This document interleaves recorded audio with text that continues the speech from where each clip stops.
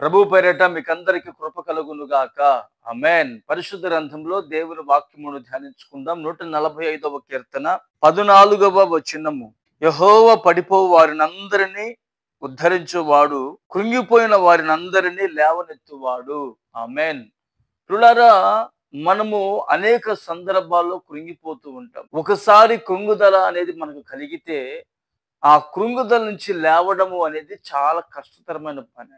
ఈ కృంగుదల అనేది మనుషుల ద్వారా మనకు కలుగుతుంది, తోటి వారి ద్వారా కలుగుతుంది, ఆత్మీయ జీవితంలో మన బలపరిచే వారి ద్వారా కృంగుదల కలుగుతుంది. ఈ కృంగుదల అనేది ఒకసారి మనకు కలిగితే లేపబడటం లేక లేవనెత్తబడటం అనేది కొంచెం కష్టతరంగా మార్చబడుతుందండి. అలాంటి పరిస్థితులలో మనము విశ్వాసములో బలహీనము కాకూడదు. విశ్వాసములో మనము నానాటికి బలాభివృద్ధి పొందుకోవాలి. పరిశుద్ధ గ్రంథంలో ఒక మాట తెలియపరుస్తాను. అపోస్తలుడైన పౌలు గారు తను చేసినటువంటి పరిచర్యలో, తను చేసినటువంటి దేవుని పనిలో అతడు నిమగ్నమై ఉన్నప్పుడు అపవాది వలన అనేక శ్రమలు కలిగినాయండి. మనుషుల ద్వారా అనేక శ్రమలు కలిగినాయి. అనేక శోధనలు కలిగితే ఆ శోధనలకు అతడు పడిపోలేదండి. అతడు అంటాడు, దేవుడు నా ప్రక్క నిలిచి నన్ను బలపరిచాడు గనుక నేను సింహము నోటి నుండి తప్పింపబడి తిని. ప్రియులారా, ప్రభు మనల్ని బలపరుస్తూనే ఉంటాడండి. మనం కృంగిపోయినప్పుడు వాక్యము ద్వారా మనల్ని ఆదరిస్తాడండి.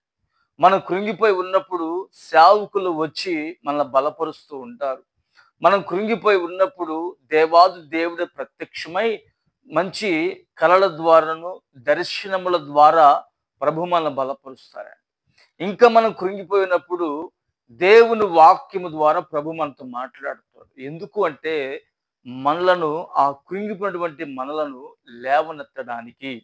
మరి ఈ రోజున ఎవరిని బట్టి నువ్వు కృంగిపోయి ఉన్నావో, ఎవరిని బట్టి నీవు కృంగుదల అనేది నీ జీవితం కనబడుతున్నదో, నీ పిల్లలను బట్టా, ఎదిగినటువంటి నీ కుమారుని బట్టా, నీ కుమార్తెలను బట్టా, లేక నీ భర్తను బట్టా, నీ భార్యను బట్టి, ఎవరిని బట్టి నువ్వు కృంగుతున్నావో నీవు కృంగిపోవద్దు.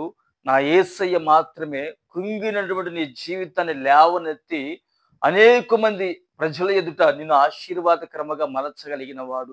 ఒకవేళ విశ్వాస జీవితంలో నువ్వు బలపరచబడుతున్నావు, అపవాది వలన అనేక శోధనలు ఎదుర్కొంటున్నావు, దాని ద్వారా విడుదల పొందలేక యాతన పరచబడుతున్నావేమో, ఈ దైవజన పౌలు గారిని దేవాది దేవుడు ఏ విధముగా సింహము నోటి నుండి తప్పించాడో, నా ప్రభు కూడా నిశ్చయముగా నీకు కలిగినటువంటి ప్రతి ఊర్ల నుండి, అపాయము నుండి, ప్రతి శోధన నుండి నిత్యము నా ప్రభుని తప్పించి నీ బ్రతుకులో గొప్ప మేలు చేసి కృంగినటువంటి నీ జీవితాన్ని అనేకుల ఎదుట నా దేవుడు గణపరచునుగాక.